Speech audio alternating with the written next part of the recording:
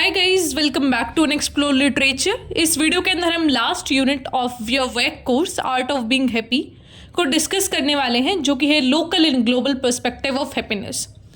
First, second and third units already cover हो चुकी हैं, तो उनको आप प्लेलिस्ट से या फिर डिस्क्रिप्शन बॉक्स से एक्सेस कर सकते हैं। Okay, so without wasting much of your time let's start this unit. इस यूनिट के सब टॉपिक्स हैं मेजरिंग हैप्पीनेस, की indicators, happiness index and India in global happiness index. So starting from the very first topic, that is measuring happiness, we'll see कि happiness को measure कैसे किया जाता है। अब मुझे ये तो पता चल जाता है कि भाई मैं खुश हूँ आज, पता नहीं क्यों बट आई एम खुश, तो उसको मैं मेज़र कैसे करूँ कि आज ज़्यादा खुश हूँ या फिर कल ज़्यादा खुश थी, आज मेरे को ज़्यादा दुख है या फिर कल था। तो वो मेजरमेंट कैसे होगा कि भाई हम कौन सी एज में ज़्यादा खुश थे, कौन सी क्लास में ज़्यादा खुश थे, तो वो एक मेजरमेंट कैसे होता है, क्या क्राइटेरिया लिए जाते हैं। तो मार्टिन, जो कि एक साइकोलॉजिस्ट हैं जिनको फादर ऑफ पॉजिटिव साइकोलॉजी भी बोला जाता है, वो थियरी देते हैं ऑथेंटिक हैप्पीनेस का और बोलते हैं कि 3 डिफरेंट ऐसा एस्पेक्ट्स होते हैं, एलिमेंट्स होते हैं जिनको हम चूज़ करते हैं टू मेज़र दिस हैप्पीनेस। वो होते हैं positive emotion, engagement and meaning.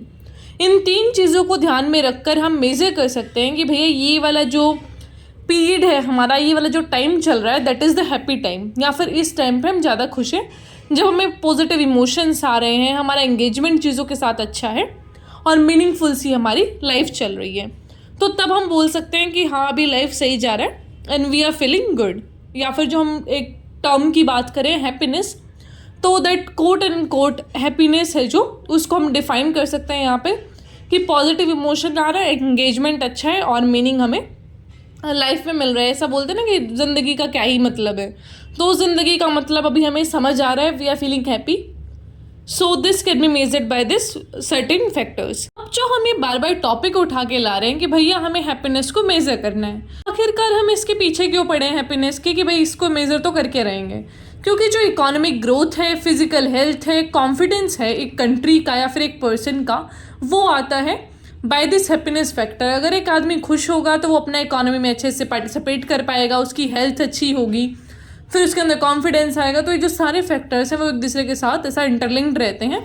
So this helps in the development of a nation. तो एक आदमी की खुशी से पूरे देश का फ़ायदा है। Measuring happiness is very tricky, क्योंकि वो एक सब्जेक्टिव वेल बीइंग पे डिपेंड करता है।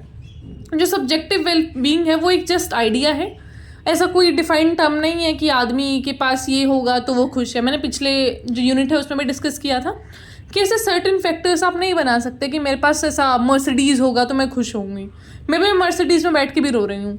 तो वो चीज़ रहता है कि कोई ऐसा फिक्स क्राइटेरिया नहीं है कि आपको ये मिल जाएगा तो आप खुश हो जाएंगे। It differs from person to person.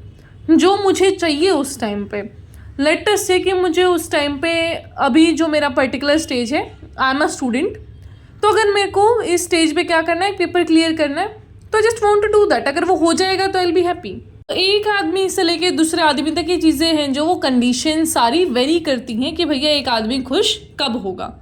तो यहाँ पे हम बात करते हैं डिटर्मिनेंट्स ऑफ हैप्पीनेस की, कि कौन कौन से डिटर्मिनेंट्स रहते हैं, कौन कौन से फैक्टर्स होते हैं जो हमें बताते हैं कि अब ये इंसान खुश है और उसकी खुशी के कारण क्या क्या हो सकते हैं। यहाँ पे 10% बताया गया है सर्कमस्टेंसेस का, कि 10% तो सर्कमस्टेंसेस पे भी डिपेंड करता है। अब फॉर एग्जाम्पल कि मैंने एक टाइम टेबल बना लिया कि भैया कल से मैं पढ़ने वाली हूँ, अब मेरे को पूरा 4 बजे उठना है। वो हम बनाते हैं ना पूरा शीट पे, वाइट पेपर पे लिखेंगे बड़ा बड़ा time table, then 4 AM wake up, then this exercise time, bathing time and all. तो वो वाला शेड्यूल मैंने बना लिया और अगले ही दिन क्या हुआ कि मैं फिसल के गिर गई सीढ़ियों से।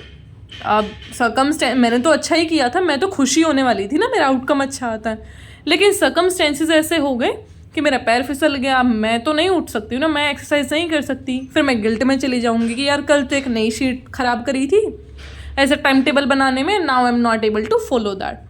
तो 10% रहता है सर्कमस्टेंसेस का। 50% आता है सेट पॉइंट्स का, कि आपने कुछ ऐसा टारगेट सेट कर रखे हैं, अगर वो पूरे हो जाते हैं तो फिर आप खुश हो जाते हैं। जैसे कि मैंने इस टाइम टेबल वाला एग्जांपल बताया कि भैया 4 बजे उठना है, तो आप 4 बजे उठ गए एक दिन, तो आप खुश हो गए कि भाई चलो एक तो टारगेट पूरा करा 4 बजे उठने का।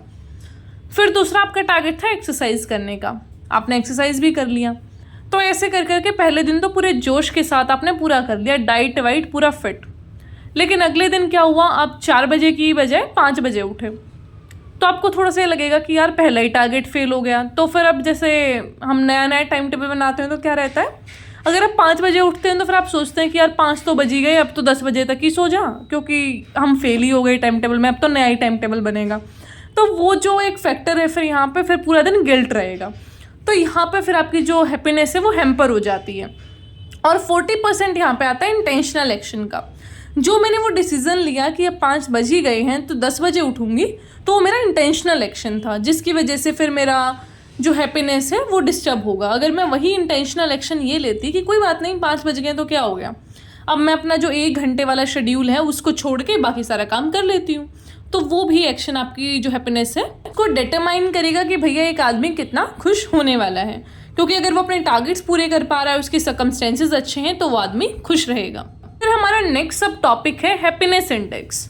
तो 2012 से वर्ल्ड हैप्पीनेस रिपोर्ट पब्लिश की जाती है हर साल 20 मार्च को, जिस दिन क्या रहता है, इंटरनेशनल डे ऑफ हैप्पीनेस। तो यहाँ पे क्या होता है, 150 कंट्री का पूरा सर्वे करके एक रिपोर्ट निकाली जाती है जहाँ हम रैंकिंग देते हैं। तो कुछ फैक्टर्स के बेसिस पे जो अलग अलग देश हैं उनको रैंकिंग दिया जाता है कि यहाँ के लोग कितने खुश हैं। तो 6 की फैक्टर्स रहते हैं मेज़र करने के लिए हैप्पीनेस को। सबसे फर्स्ट है सोशल सपोर्ट, कि आपका जो सोसाइटी है उसमें सोशल सपोर्ट कैसा है। सेकंड इज़ इनकम, कि आपकी फाइनेंशियल स्टेबिलिटी कैसी है। देन इज़ हेल्थ, आपका पर्सनल हेल्थ कैसा है। फ्रीडम, आपको बोलने की आज़ादी है, चलने फिरने की आज़ादी है। And this all. Then is generosity, इसको हम बोल सकते हैं दानशीलता, कि आप कितना दूसरे आदमी के लिए करने के लिए तैयार रहते हैं। Then is absence of corruption, कि जो आपकी गवर्नमेंट है, जो अथॉरिटीज़ हैं वो कितनी करप्ट हैं या फिर कितनी सही हैं। तो इन सारे फैक्टर्स को मेज़र करके हैप्पीनेस इंडेक्स को प्रेजेंट किया जाता है। अब एक इंटरेस्टिंग चीज़ मैं आपको यहाँ पे बताती हूँ कि जो भी ग्लोबल तरीके की रिपोर्ट्स आती हैं, इंडेक्सेस आते हैं, वो ऐसा नहीं है कि यहाँ पे आके एक एक आदमी से पूछते हैं कि भैया तुम खुश हो, नहीं खुश हो, कैसा करप्शन है। जो रिपोर्ट्स या फिर जो डेटा हमारी कंट्री में खुद हमारी एजेंसीज पब्लिश करती हैं या फिर कुछ न्यूज़ में चल रहा है, तो वो एजेंसी वहीं से हमारा ही डेटा उठाती है और वहीं पे आके एनालिसिस करती हैं कि ये देश कितना खुश है, कितने करप्शन के केसेस यहाँ पे आ रहे हैं, कैसे लोग प्रोटेस्ट कर रहे हैं एंड ऑल। तो इन सारे फैक्टर्स को देख के फिर ये इंडेक्स निकाले जाते हैं। हैप्पीनेस इंडेक्स के टॉप परफॉर्मर्स है Finland, Denmark and Iceland. Worst performer है अफगानिस्तान, जिसको अनहैप्पीएस्ट नेशन भी बोला जाता है, क्योंकि अभी अभी वहाँ पे तालिबान ने टेक ओवर भी करा था, तो रिसेंटली इसको ऐसा अफगानिस्तान को वर्स्ट परफॉर्मर की कैटेगरी में डाला गया है। हैप्पीनेस इंडेक्स 2 प्रिंसिपल्स पे काम करता है। पहला तो उन एलिमेंट्स को डिटरमाइन करना जो आपकी वेलबींग और लाइफ इवेल्युएट कर रहे हैं, and the second thing is happiness या फिर जो लाइफ इवेल्युएशन है उसको मेजर करना ओपन जो एक ओपिनियन सर्वेज हैं उनके थ्रू। अब अपने देश की बात कर लेते हैं कि हम कैसा परफॉर्म कर रहे हैं ग्लोबल हैप्पीनेस इंडेक्स में। जो 2023 का एडिशन आया है उसमें हमारी रैंकिंग है 126 आउट ऑफ 137, जो कि पिछली बार कितनी थी, 135।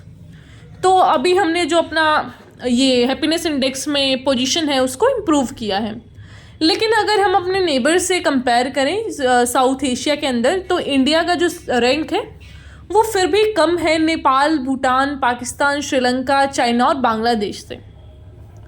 लेकिन इंडिया का अफगानिस्तान से तो काफ़ी अच्छा है, दैट इज़ 137 पोजीशन पे बैठा है अफगानिस्तान, बिल्कुल पीछे। Despite being the fastest economy, जो इंडिया है उसका बहुत कम इंडेक्स में ऐसा रैंकिंग आता है। जो रशिया और यूक्रेन है जो वॉर में चल रहे हैं उनका भी अच्छा रैंकिंग है इंडिया से। इसलिए इस रिपोर्ट पे क्वेश्चन मार्क भी उठाया जाता है कि भाई ये कैसी रिपोर्ट हुई, वहाँ पे 2 देश जो हैं वो लड़ रहे हैं, उनका रैंकिंग फिर भी अच्छा है, लोग कैसे खुश हो सकते हैं इस जो वॉर सिचुएशन है उसके अंदर। तो थोड़ा सा क्रेडिबिलिटी इश्यूज़ भी आते हैं और मेथड ऑफ इवेल्युएशन को भी थोड़ा क्वेश्चन मार्क डाला जाता है कि भाई तुम मेज़र कैसे कर रहे हो इस चीज़ को।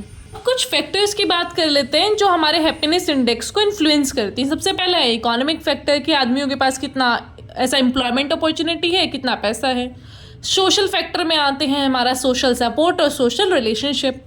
फिर है हेल्थ एंड वेलबींग, कि हमारा हेल्थ केयर फैसिलिटीज़ कैसा है, एजुकेशन लेवल कैसा है, गवर्नमेंट और उसकी पॉलिसीज़ कैसी हैं, हवा पानी साफ़ है या नहीं है, कल्चर और सोसाइटल फैक्टर कि हमारे जो कल्चर है उसकी वैल्यूज़ कैसी हैं, सोसाइटल नॉर्म्स कैसे हैं, डाइवर्सिटी कैसा है।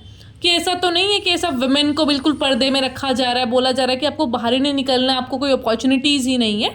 तो वो वाला सिचुएशन तो नहीं है कि हम ऐसा कल्चर के नाम पे कि भाई औरतें तो घर पे ही रहती हैं, तो ऐसा वो कल्चर की आड़ में कुछ ऐसा बुरा तो नहीं हो रहा है। That also defines the happiness index of a country. तो इसी के साथ आपका ये 4th यूनिट कंप्लीट होता है and that also covers the complete syllabus of your VAC course art of being happy. तो अब आप इसको अच्छे से प्रिपेयर कर सकते हैं। आई होप आपको समझ आया होगा। फिर भी कोई क्वेश्चन है उसे आप पूछ सकते हैं कमेंट बॉक्स में, ईमेल, टेलीग्राम, जहाँ भी आपका मन करे। Alright, so don't forget to subscribe the channel, like the video and share it with your friends. हमारे 4K सब्सक्राइबर्स होने वाले हैं जल्दी, तो प्लीज़ आप भी एक सब्सक्राइब का बटन दबा के उसमें कॉन्ट्रीब्यूट करें।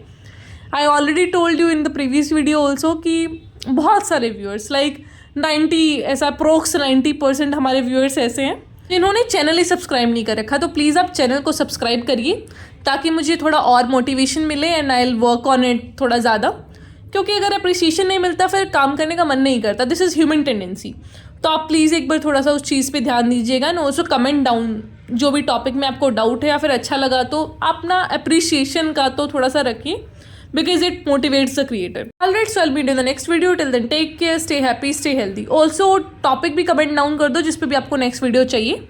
ऐसा पेपर के टाइम पे please don't comment that down. एक दिन पहले आप कमेंट करते हैं कि इस पे वीडियो बना दो, देन यू एक्सपेक्ट कि मैं सारा सिलेबस कवर कर दूँ। तो प्लीज़ पेपर से थोड़ा सा पहले ही लग जाया करो, 1-2 महीना पहले you just start commenting that down कि भैया हमें इस पे वीडियो चाहिए and I will provide you that. Alright, so please keep this in mind. Bye bye.